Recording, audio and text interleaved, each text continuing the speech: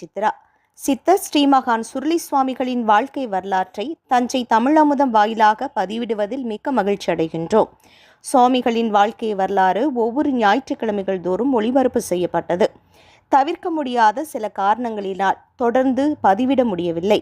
இப்போது நாம் 21ஆம் பகுதியை பார்க்க இருக்கின்றோம். சுவாமிகள் பல்வேறு இடங்களில் ஒரே நேரத்தில் இருந்தார் என்பதோடு சென்ற பகுதியை முடித்திருந்தோம்.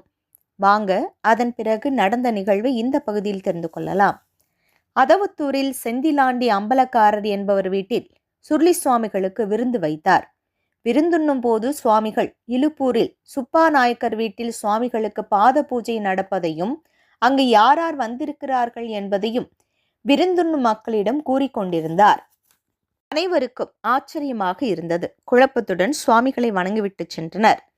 மறுநாள் இலுப்பூரில் வாழைக்காய் வியாபாரி காட்டாம்பிள்ளை கொள்முதலுக்காக அதவத்தூர் வந்தபோது அவரிடம் ஊர் மக்கள், நேற்று சுவாமிகளுக்கு பாத பூஜை நடந்ததாமே, இங்கு அவருக்கு விருந்து கொடுக்கப்பட்டதால் அங்கே இலுப்பூருக்கு சுவாமிகளால் வர இயலவில்லை என்று கூறினார்கள். அதற்கு காட்டாம்பிள்ளை, சுவாமிக்கு பாத பூஜை நடக்கும்போது அவர் எப்படி வராமல் இருப்பார்? நேற்று காலை முதல் சுப்பாநாயக்கர் வீட்டில் சுவாமிகளுக்கு பாத பூஜை நடந்தது. தொடர்ந்து அன்னதானமும் நடந்தது. நான் சுவாமிகளின் கூடவே இருந்து பணிவிடைகள் செய்தேன். ஏகப்பட்ட கூட்டம். சுவாமிகள் அனைவருக்கும் திருநீறு கொடுத்து ஆசிர்வதிக்கவே இரவு ஆகிவிட்டது. காலையில்தான் சுவாமிகளை அழைத்து கொண்டு விட்டு வந்தேன் என்று கூறினார். இதனை கேட்டு அதவத்தூர் மக்கள், என்ன இப்படி சொல்றீங்க? நேற்று முழுவதும் சுவாமிகள் இங்கு செந்திலாண்டி அம்பலக்காரர் வீட்டில் அல்லவா தங்கியிருந்தார். காலையில்தான் அம்பலக்காரர் சுவாமிகளை கொண்டு போய் ஊரப்பட்டியில் விட்டுவிட்டு வர சென்றுள்ளார் என்று கூறிக்கொண்டிருக்கும் போதே சுவாமிகளுடன் சென்ற செந்திலாண்டி அம்பலக்காரர் அங்கு வந்து சுவாமிகளை ஊரப்பட்டியில் இப்போதுதான் விட்டு வருகிறேன் என்றார்.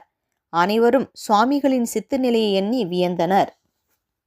சுவாமிகள் ஊரப்பட்டியில் வசித்து வந்தபோது சுவாமிகளை வடுகப்பட்டி கிராமத்திற்கு அடிக்கடி அழைத்து சென்றனர். சுவாமிகள் மனைவி உறவினர்கள் அதிகமாக அங்கிருந்தனர்.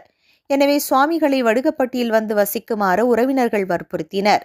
ஊரப்பட்டியில் உள்ள வீட்டின் அமைப்பிற்கே வடுகப்பட்டியில் 1925ஆம் ஆண்டு வீட்டை கட்டினர். நல்ல நாளில் சுவாமிகள் வடுகப்பட்டி வீட்டிற்கு குடியேறினார். ஊரப்பட்டி மக்கள் சுவாமிகளை பிரிய மனம் இல்லாமல் அங்கேயே இருக்குமாறு கேட்டனர். அவர்களை சுவாமி சமாதானப்படுத்தினார். சுவாமிகள் இருந்த ஊரப்பட்டி வீட்டை பலர் விலைக்கு கேட்டனர்.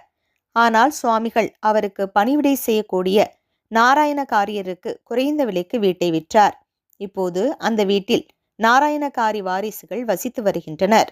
எண் 2/146 என்ற என்னுடைய அந்த வீட்டை சுருளி சுவாமி வீடு என்று இன்றளவும் கூறுகின்றனர்.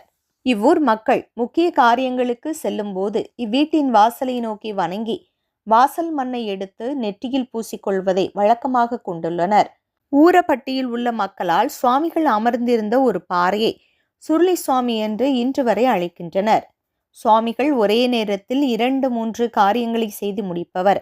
அவர் போலவே வெவ்வேறு காரியங்களை செய்து முடிப்பவர்களை சுருளி மாறி என்று கூறும் வழக்கம் இன்றளவும் உள்ளது. சுவாமிகள் வடுகப்பட்டியில் வசித்து வரும்போது அவருடன் கூடவே இருந்த சாத்தையா கோனார் என்பவர் பணிவிடைகள் செய்து வந்தார்.